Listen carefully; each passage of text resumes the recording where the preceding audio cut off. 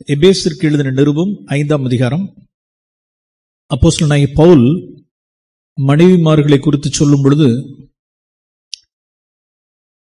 2 விஷயத்தை சொல்றார். என்ன அப்படின்னா, 5ஆம் அதிகாரத்தில் கடைசி வசனம், எல்லா மனைவிமார்களும் எல்லா ஸ்திரீயானவர்களும் இதை கவனித்து இருதயத்தில் வைத்து வைக்கணும். 33ஆம் வசனத்தில், மனைவி புருஷனிடத்தில் பயபக்தியாய் இருக்க கடவள்.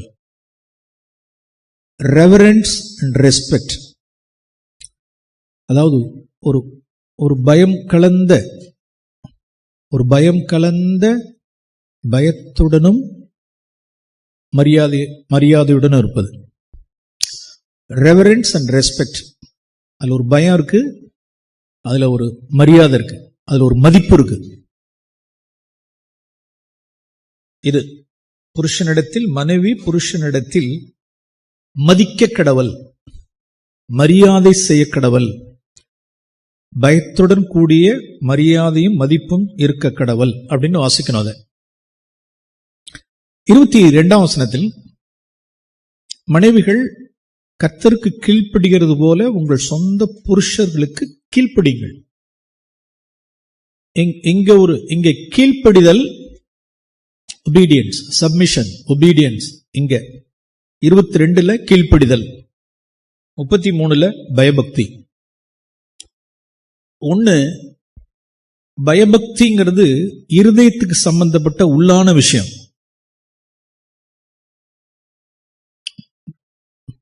பயபக்தி அப்படிங்கிறது இன்வர்ட் திங், உள்ளான. நீங்க இருதயத்துக்குள்ளார நீங்க மதிக்கிறீங்களா, உங்க கணவர் மாற மதிக்கிறீங்களா, இருதய சம்பந்தப்பட்டது. நான் ஏன் இதை சொல்றேன் அப்படின்னா, வெறும் நாவை போட்டு பேசிட்டு போயிடக்கூடாது. ஓகே, நாவு நாவு நாவு அப்படின்னு நாவு மட்டும் கண் அப்படின்னு சொல்லிட்டு போயிடக்கூடாது. எல்லாமே இருதயத்தின் நிறைவினால் கண், இருதயத்தின் நிறைவினால் தான் கண், இருதயத்தினுடைய நிறைவினால் தான் வாய். நம்மளுடைய நாவானது, நம்மளுடைய வாயானது, நம்மளுடைய உதடுகள், பேச்சு, காரியங்கள், போக்குவரத்து அத்தனையும் என்ன அப்படின்னா இந்த இருதயத்திலிருந்து வர்றது. தேவ அன்பு பரிசுத்த ஆவியினாலே நம்மளுடைய இருதயங்களில் ஊற்றப்பட்டிருக்குமானால், தேவனுடைய அன்பு இருதயத்தில் ஊற்றப்பட்டிருக்குமானால், இங்கிருந்து வர்றது வாயில் என்ன இருக்கும் அப்படின்னா, நாவில் என்ன இருக்கும் அப்படின்னா பயபக்தி. One is inward thing and other is outward thing. முதல்ல உள்ளதான் பார்க்கணும். நம்மளுடைய இன்னர்ல, இருதயத்துக்குள்ள புருஷனை மதிக்கிறோமா, பயபக்தியா இருக்கிறோமா, இருதயத்துல அசட்டை செய்கிறோமா. இருதயத்துல அசட்டை இருந்துச்சு அப்படின்னா அப்ப வெளியில என்ன வார்த்தை வரும்? மீகால். வசனத்தை நமக்கு திருப்ப வேண்டாம், சபையில நான் நிறைய கேட்டிருப்போம். மீகால் தன் இருதயத்தில் தன் புருஷனை அலட்சியம் பண்ணினால், அவமதித்தால், அலட்சியம் பண்ணி அவமதித்தால், இருதயத்துக்குள்ள ஒரு அவமதிப்பு இருக்கிறதுனாலதான், ஒரு பயபக்தி இல்லாதனாலதான் வெளியில வர்ற வார்த்தை என்னன்னா ஏளனமான, நிந்திக்க கூடியதான வார்த்தைகள் மீகாலுடைய வாயில இருந்தது. அப்ப எதை டீல் பண்ணணும் அப்படின்னா இருதயத்துல டீல் பண்ணணும். என்னுடைய இருதயம் இவ்வளவு கேடா இருக்கே, என் இருதயத்துல என் புருஷனை அவமதிக்கிறேனே, மரியாதை இல்லாம பேசுறேனே, என் இருதயத்துக்குள்ள ஒரு மதிப்பு இல்லையே. இங்க பார்ப்போம், ஆதியாகமம் புஸ்தகம் ஏன் சாராளை வேதம் சொல்லுது அப்படின்னா, பிரியமானவர்களே, இன்னைக்கு சகோதரிமார்களாகிய உங்களுக்கு கற்பனை இருக்கு. பழைய ஏற்பாட்டு புஸ்தகம் இருக்கு, புதிய ஏற்பாட்டு கட்டளை புக் இருக்கு. புருஷனை மதிக்கணும், புருஷனுக்கு கீழ்ப்படியணும் அப்படின்னு வேதம் நமக்கு இருக்கு. வேதம் நமக்கு இருக்கு. வேதம் இல்லாதிருந்த நாட்கள்லயே புருஷனுக்கு பயபக்தியா இருக்கணும், புருஷனுக்கு கீழ்ப்படியணும்னு கட்டளை இல்லாதிருந்த நாட்களிலேயே அவள் தன் புருஷனிடத்தில் உள்ளத்தில் புருஷனை மதித்தாள்.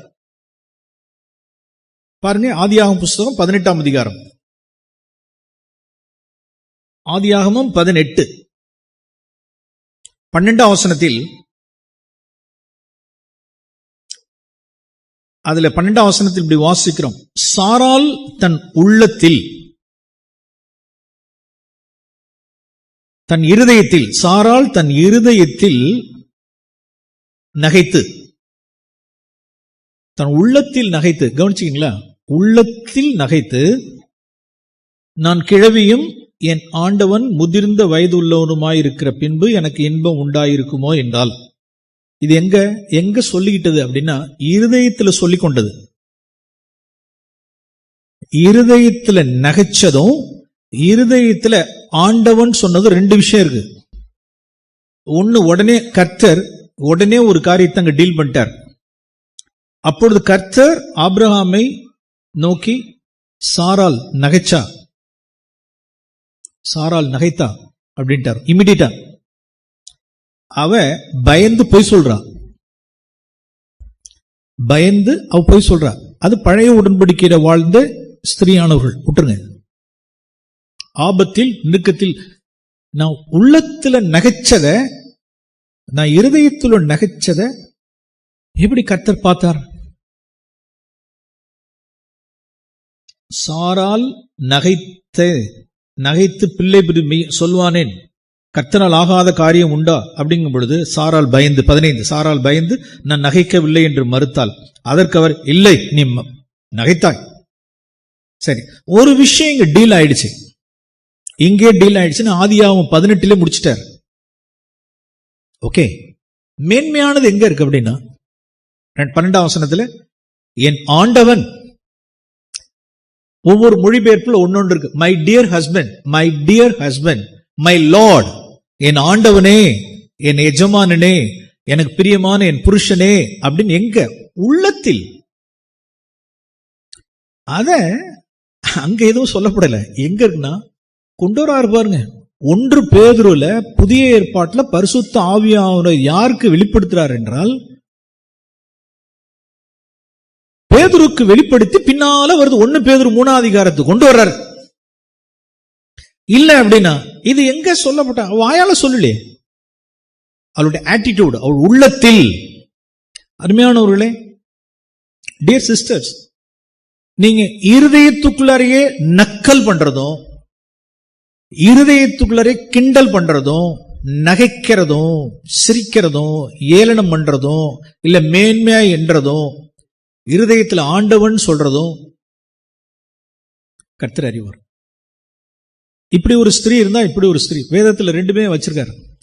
மீகால் தன் இருதயத்தில் அவமதித்தால், சாராள் தன் புருஷனை ஆண்டவன் என்று சொன்னால், நாம் யாரை ஃபாலோ பண்றோம்? நீங்கள் கீழ்ப்படிந்து உங்களை அலங்கரித்துக் கொள்வீர்களானால் நீங்கள் சாராளுக்கு நீங்கள் பிள்ளைகளா இருப்பீர்கள், அவருடைய குமாரத்திகளா இருப்பீர்கள் அப்படின்னு வேதம் நமக்கு சொல்லுது. சோ பிரியமானவர்களே, நம்முடைய உள்ளத்தில் நம்ம ரெவரன்ஸ், நம் மதிக்கிறது, புருஷனை கனப்படுத்துறது, சரிக்கு சரி நம்ம என்ன செய்ய வேண்டாம், நிக்க வேண்டாம், அவமதிக்க வேண்டாம். வார்த்தையிலும் சரி, வாயின் வார்த்தைகளினாலோ செய்கைகளினாலோ சில காரியங்கள் எல்லாம் பார்க்கும் பொழுது, சில சகோதரிகள் எல்லாம், குடும்பங்கள் எல்லாம் பார்க்கும் பொழுது ரொம்ப சமயத்தில் துக்கமா இருக்கு. நம்ம மத்தியில இத்தனை வருஷமா இருந்து இப்படி இருக்காங்களே அப்படின்ட்டு.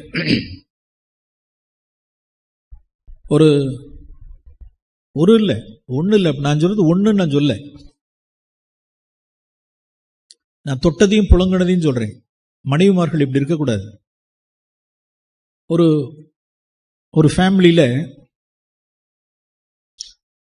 புருஷன் மனைவி 2 பேரும் சேர்ந்து ஒரு சேர முடிவு பண்ணி தன்னுடைய தாய் தகப்பனுக்கு மாதம் எவ்வளவு பணம் கொடுக்கணும்னு முடிவு பண்ணிட்டாங்க. பெற்றார் செய்த நன்மைக்கு பதில் நன்மை செய்வது தேவனுக்கு பிரியமான விஷயம். தேவ பக்தி, தாய் தகப்பனை விசாரிக்கணும். அப்படி விசாரிக்க தவறுகிறவர்கள் அவிசுவாசத்திலோடு காட்டிலும் கேடானவர்கள், அவருடைய விசுவாசத்தை மறுதலித்தவர்கள். இதான் பால் தீமோத்திக்கு சொல்ல சொல்றது. பெற்றார் செய்த நன்மை. ஓகே, அதே பெற்றார் ஒரு தேவையில இருக்காங்க, பிள்ளைகளை சார்ந்து இருக்கிறாங்க, அவருடைய அன்றாட தேவைக்கு, சாப்பாட்டுக்கு, வைத்தியத்திற்கு, சில காரியங்களுக்காக இருக்கிறாங்க அப்படின்னா பெற்றார் செய்த நன்மைக்கு பிள்ளைகள் பதில் நன்மை செய்ய அறியணும். ஓகே, கணவன் மனைவி முடிவு பண்ணி ஒரு காரியத்தை மாதம் இவ்வளவு ரூபா, இத்தனை ஆயிரங்கள் அப்படின்னா, இது அவங்களுடைய எளிய ஃபேமிலி. 2000 3000 மந்த்லி கொடுக்குறாங்க. இடையில என்ன வாங்குறாரு அப்படின்னா, இவர் மட்டன் வாங்குறாரு. இவர் மட்டன் வாங்கிட்டு தாய் தகப்பனை குறித்து ஒரு பாரம் வருது. இங்க மட்டன் எடுக்கிறப்ப அங்கேயும் போய் மட்டன் எடுத்து கொடுக்குறாரு. இங்க ஏதோ ஒண்ணு வாங்குறப்ப அங்கேயும் ஒண்ணு வாங்கி கொடுக்குறாரு. மனைவி ஆனவள் கேட்கிறான், மட்டன் ஸ்டால்ல இருந்து நேரா வீட்டுக்கு வந்தீங்களா இல்ல அங்க போயிட்டு வந்தீங்களா? எப்படி? நேரா இங்க வாங்கிட்டு வந்தீங்களா இல்ல அங்க போனீங்களா? இப்ப பிரதர், நான் உள்ளதுன்னு சொல்லணுமா இல்லைனா நான் எப்படி செய்யணும்? கேள்வி. உள்ளதுன்னு நான் சொல்லணுமா? ரொம்ப துக்கமா இருக்குல்ல? உங்களை டச் பண்ண மாதிரி இருக்குல்ல?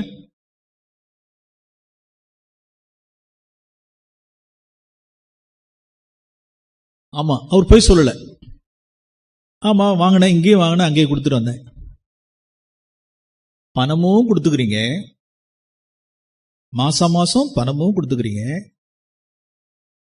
மட்டன் மீனுன்னா வாங்கி கொடுத்துக்கிறீங்க, வர்றப்ப மாங்காய் தேங்காய் பட்டாணி சுண்டல் பருப்பு கிருப்பு என்ன இருந்தா எடுத்துட்டு போறாங்க, அரைச்சு வச்ச எண்ணெய் எடுத்துட்டு போறாங்க, பருப்பு இருந்தா பருப்பு எடுத்துட்டு போறாங்க, தேங்காய் இருந்தா எடுத்துட்டு போறாங்க, தேங்காய் மாங்காய் பட்டாணி சுண்டல் அதையும் எடுத்துட்டு போறாங்க. அப்புறம் எதையும் வாங்கி கொடுத்துக்கிறீங்க, இதையும் வாங்கி கொடுத்துக்கிறீங்க. சரிக்கு சரி, சரிக்கு சரி. இன்னொரு புருஷன் 700 ரூபா வாங்குறார், மாத சம்பளம் 700 ரூபான்னு வச்சுங்க. நான் அப்படியே கொஞ்சம் இன்னார்னு எக்ஸாக்டா சொல்லாம அவங்களும் யூடியூப்ல கேட்பாங்கல்ல, அதனால நான் அப்படியே என்ன செய்யறேன், ஒரு ஜோடனையா சொல்றேன். அதையும் ஜோடனையா சொல்றேன். 700 ரூபா வாங்குறேன் பிரதர், கரெக்டா வேலைக்கு போயிட்டு வந்தா கரெக்டா கொடுத்துருவேன். ஏன் இன்னைக்கு 500 ரூபா தான் வந்துச்சு, பாக்கி 100 ரூபா 200 ரூபா. அது 200 ரூபா வண்டிக்கு பெட்ரோல் போட்டேன்னு, முந்தானே தானே பெட்ரோல் போட்டேன்னு சொன்னீங்க. அன்னைக்கு பெட்ரோல் போட்டேன்னு காசு எடுத்துக்கிட்டீங்க. இந்த 200 ரூபா எங்க போச்சு? எங்க போனுச்சு? இந்த 100 ரூபா எங்க போனுச்சு? அந்த 200 ரூபா எங்க போனுச்சு? அது டீ பச்சி, அது இது, அது இது, பெட்ரோலு. இவர்களெல்லாம் என்ன சொல்லுவோம் அப்படின்னா, லீகலிசம். முடிஞ்சிருச்சுங்க, 2000 முடிஞ்சிருச்சு, 3000 முடிஞ்சிருச்சு. அதுக்கப்புறம் அந்த 10 பைசா நமக்கு குடும்பம் இருக்கு, நமக்கு பிள்ளைங்க இருக்கு, எடுத்து வச்சுக்கிட்டு செலவு செய்யல அப்படின்னு ஆரம்பிச்சா முடிவே இல்லை, முடிவே இல்லை.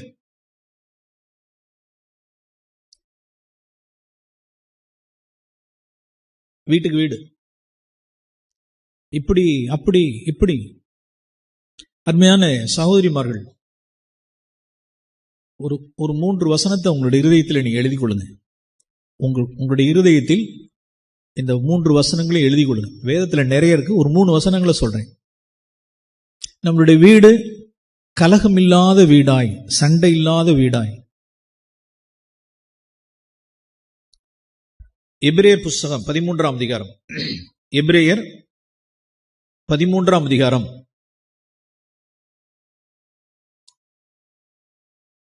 17ஆம் வசனம். எபிரேயர் 13:17. இந்த வசனம் உங்களுக்குரிய வசனம். பொதுவா இந்த வசனத்தை நாம் என்ன எடுத்துட்டோம் அப்படின்னா, மூப்பர்களுக்காகவே நம்ம இந்த வசனத்தை கொடுத்துட்டோம். சத்திய வசனத்தில் விசாரித்து நடத்துகிற ஆத்ம கண்காணிப்பாளர்களாக ஷெப்பர்ட்ஸ் கண்காணிப்பாளர்களுக்கு மூப்பர்களுக்கு இந்த வசனத்தை கொடுத்துட்டு நாம் இதை விட்டோம். இந்த வசனத்தை நாம் இப்படி பார்ப்போம். உங்களை நடத்துகிற உங்கள் புருஷன். சபையில் உள்ள மூப்பர்கள் வாரம் ஒரு தடவை உங்களை பார்க்கறாங்க, முடிஞ்சா ஒரு இடத்துல 2 நாள். டெய்லி நித்தமும் உங்களை நடத்துகிற புருஷன், உங்களை நடத்துகிற உங்கள் புருஷன் உங்களுடைய ஆத்துமாக்களுக்கு உத்தரவாதம் பண்ணுகிறவர்களாய் விழித்திருக்கிறவர்களானபடியால் உங்க புருஷன் தான் உங்களுக்கு கணக்கு கொடுக்கிறார். உங்களுக்கும் நீங்க அவர் பெற்ற பிள்ளைகளுக்கும் உங்களுக்கும் அவர் தான் கணக்கு கொடுக்கணும். அவர் தான் ஆத்ம கண்காணிப்பாளன். உங்கள் ஆத்மாக்களுக்கு அவர்கள் உத்தரவாதம் பண்ணுகிறவர்களாய் விழித்திருக்கிறபடியால் உங்கள் புருஷமார்கள் துக்கத்தோட அல்ல. அது என்ன துக்கத்தோட? பிரதர் 100 ரூபாய்க்கு கணக்கு கேட்கிறான். பிரதர் 100 ரூபாய்க்கு கணக்கு கேட்கிறான். ஒன்னு வாங்கி கொடுத்துட்டு வந்ததுக்கு கணக்கு, சரிக்கு சரி. நான் இந்த பக்கம் நான் போறதா, நான் போகக்கூடாதா, செய்யறதா, செய்யக்கூடாதா, வாயை திறந்தா சண்டை வந்துடுது. ஏன் செஞ்ச, எதுக்கு செஞ்சீங்க, ஏன் செஞ்சீங்க? இப்படியும் செஞ்சுக்குவீங்க, இப்படியும் செஞ்சுக்குவீங்களா?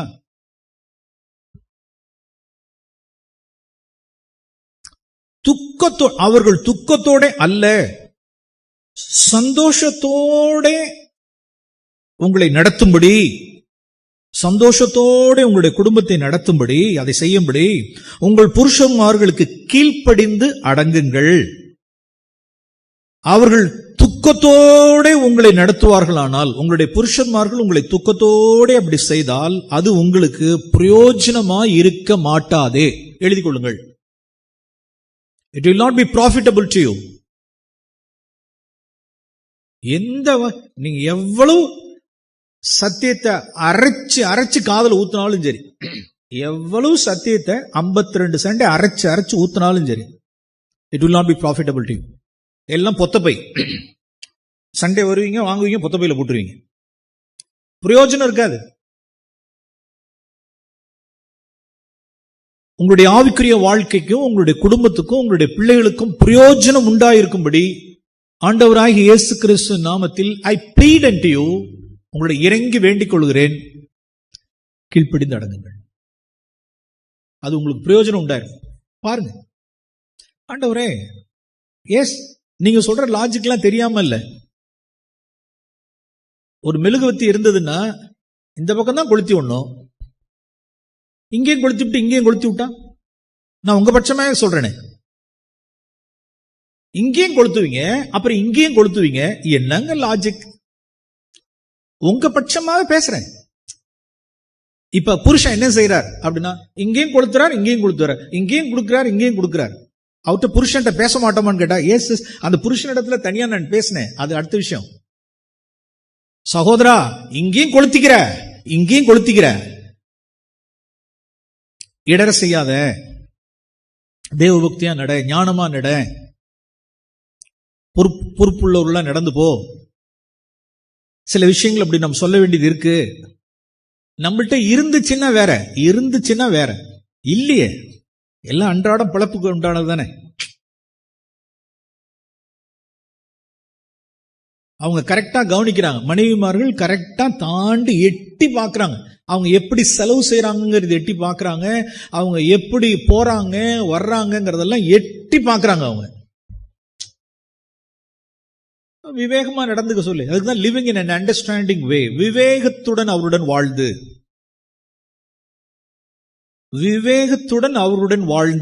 புருஷமார்களுக்கு இப்பே ஒரு வார்த்தை சொல்றேன்.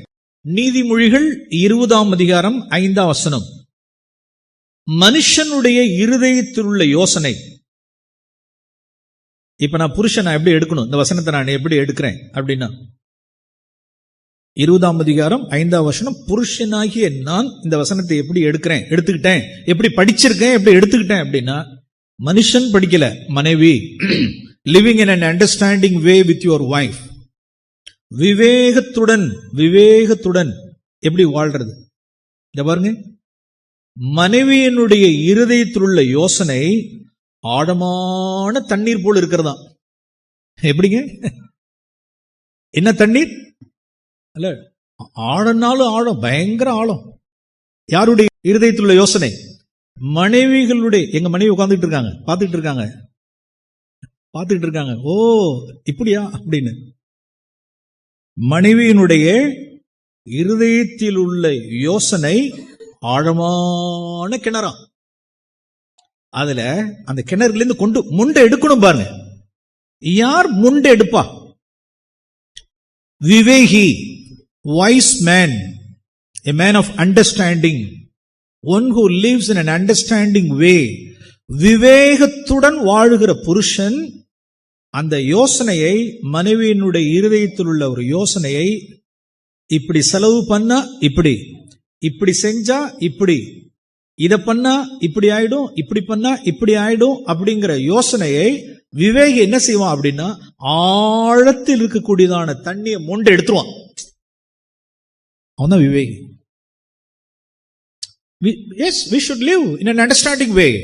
புருஷனிடத்தில் விவேகமாய் மனைவிமார்கள் ஆண்டுக்குள்ள தெரியணும். தேவனிடத்தில் அந்த ஞானத்தை கேட்கணும், விவேகத்தை கேட்கணும். அவன் சொல்றது ஒரு வகையில இந்த பக்கம் கொளுத்தி விட்டு இந்த பக்கம் கொளுத்தி விட்டான். அப்ப அவங்க என்ன பண்ணுவாங்க? அதுக்குதான் வேதம் என்ன சொல்லுது அப்படின்னா, பேலன்ஸ்டா சொல்லுது. ஆண்டவரே, என் புருஷன் திருவசனத்துக்கு கீழ்ப்படியாதவனாலும் சரி, என்னுடைய இருதயத்துக்குள்ள யோசனை அவர் அறியாமல் போனாலும் சரி, நான் என்ன மோட்டோல சொன்னேன், என்ன யோசனையில சொன்னேன், என் யோசனையவே புரிஞ்சுக்கல. யோசனை ஆழமான யோசனை, நான் என்ன யோசிக்கிறதுங்கிறதே தெரியாதபடிக்கு அவர் பாட்டுக்கு பேசிட்டு இருக்கிறார். சரி, திருவசனத்துக்கு கீழ்ப்படியாத புருஷன், இப்ப நீங்க என்ன செய்யணும்? ஆண்டவரே, இந்த சூழலில் வாய, என்னுடைய பெரிய வாய மூடுறேன், என்னுடைய பெரிய வாய மூடுறேன்.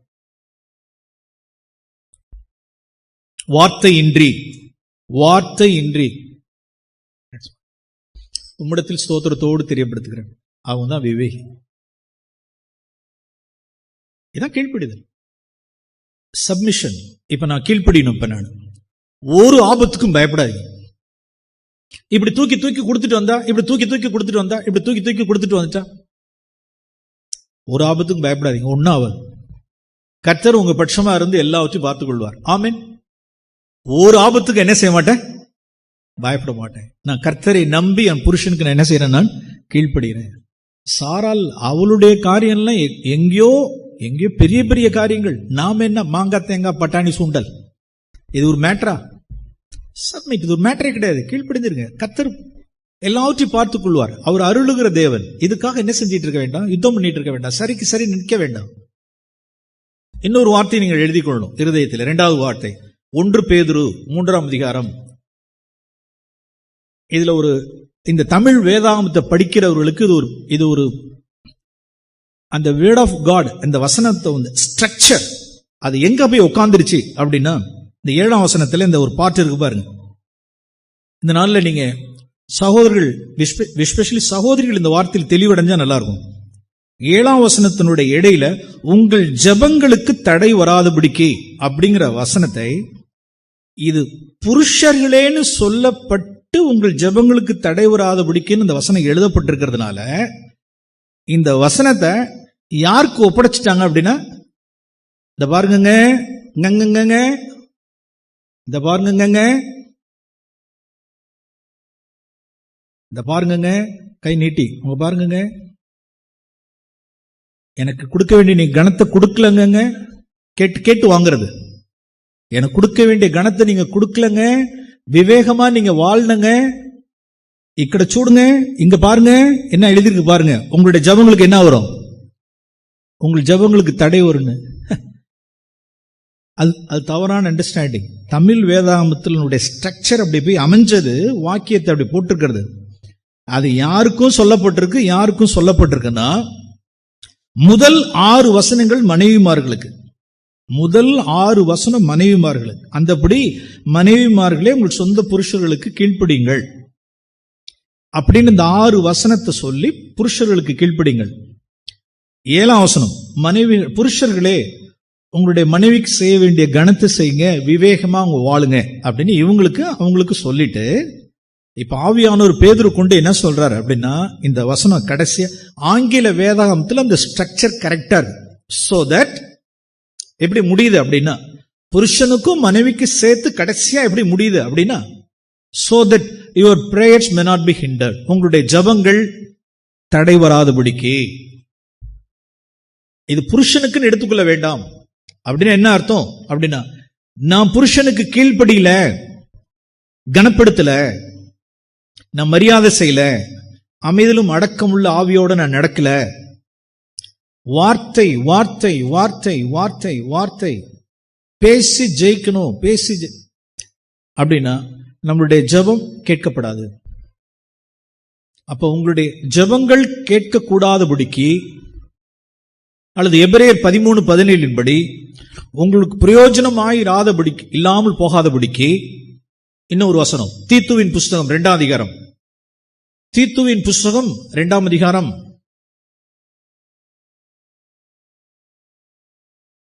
4ஆம் வசனம் 5ஆம் வசனம். இதுவும் மனைவிமார்களுக்கு எல்லாமே என்ன போட்டிருக்கு அப்படின்னா, உங்களுடைய கீழ்ப்படிதலை குறித்து. தீத்து 2ஆம் அதிகாரம் 4ஆம் வசனம் 5ஆம் வசனம், தேவ வசனம் தூஷிக்கப்படாதபடிக்கு ஸ்திரீகள் தங்கள் புருஷரிடத்தில் அன்பு கூறணுமா, 5ஆம் வசனத்தில் தங்கள் புருஷர்களுக்கு கீழ்ப்படியணுமா. புருஷனிடத்தில் கீழ்ப்படியுங்கள், புருஷனிடத்தில் அன்புள்ளவர்களாயிருங்கள். நீங்க அப்படி செய்யல அப்படின்னா தேவ வசனம் தூஷிக்கப்படும். ஓகே, அப்ப 3 காரியங்கள் என்னென்ன அப்படின்னா, ஒன்று, தேவ வசனம் தூஷிக்கப்படாதபடிக்கும். கீழே இன்னும் கூட வாசிக்கிறேன் 8, எதிரியானவன் உங்களை குறித்து பொல்லாங்கு சொல்லுகிறதுக்கு ஒன்றும் இல்லாமல். நம்மளுடைய எதிரியாகிய பிசாசானவன் உங்களை குறித்து பொல்லாங்கு சொல்லுகிறதற்கு ஒன்றும் இல்லாமல் போகத்தக்கதாக தேவ வசனம் தூஷிக்கப்படாதபடிக்கு, உங்களுக்கு பிரயோஜனம் உண்டாயிருக்கும்படிக்கு, உங்களுடைய ஜெபங்களுக்கு தடை வராதபடிக்கு உங்களுடைய புருஷர்களை கனம் பண்ணுங்கள்.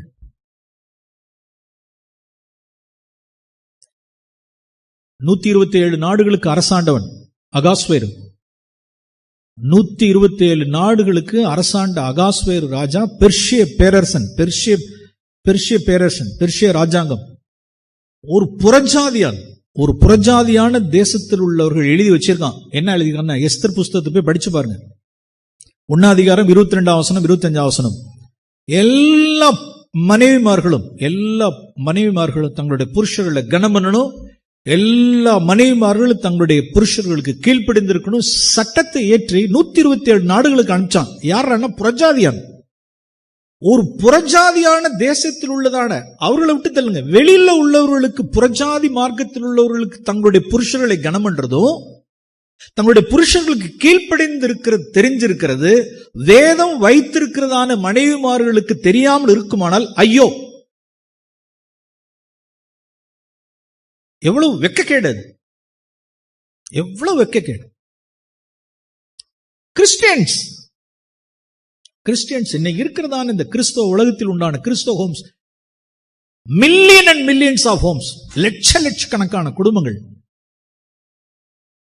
புருஷனை அசட்டத்தனம், கீழ்ப்படியாமை, முரட்டாட்டம், மரியாதை கட்டத்தனம், அவமதிக்கிறது, கீழ்ப்படியாமை இப்படிங்கிறது. நான் நினைக்கிறேன் இயேசு சொன்னது போல பெர்ஷிய தேசத்து அகாஸ்வேரு ராஜாவினிடத்தில் வாழ்ந்த நாட்கள் உள்ள ஸ்திரீமார்கள், மனைவிமார்கள் நியாய தீர்ப்பு நாள் நிற்பாங்க. அவனுக்கு தெரிஞ்சிருக்கு வஸ்தியினுடைய காலத்தில் பிரமாணம் எழுதலாம் பாருங்க. ஒரு புறஜாதி அவனுக்கு எங்கேருந்து வந்துச்சு? அவனுக்கு ஏது வேதம், ஏது பிரமாணம் தெரியுது பாருங்க. அவனுக்கு ஒண்ணு மனசாட்சி ஒண்ணு போதிக்குது. கனப்படுத்து, புருஷனை கனம் பண்ணுங்க, கீழ்ப்படிந்திருங்க, மதிங்க. உங்களுக்கு it will go well with you. உங்களுக்கு பிரயோஜனம் உண்டாகும். தேவ வசனம் தூஷிக்கப்படாதபடிக்கு, எதிரியானவன் பொல்லாங்கு சொல்லாதபடிக்கு, என்னுடைய ஜெபத்துக்கு தடை வராதபடிக்கு, எனக்கு நன்மை உண்டாயிருக்கும்படிக்கு என் புருஷனுக்கு நான் கனம் பண்ணி நான் கீழ்ப்படிந்திருப்பேன். ஆமென். Praise the Lord.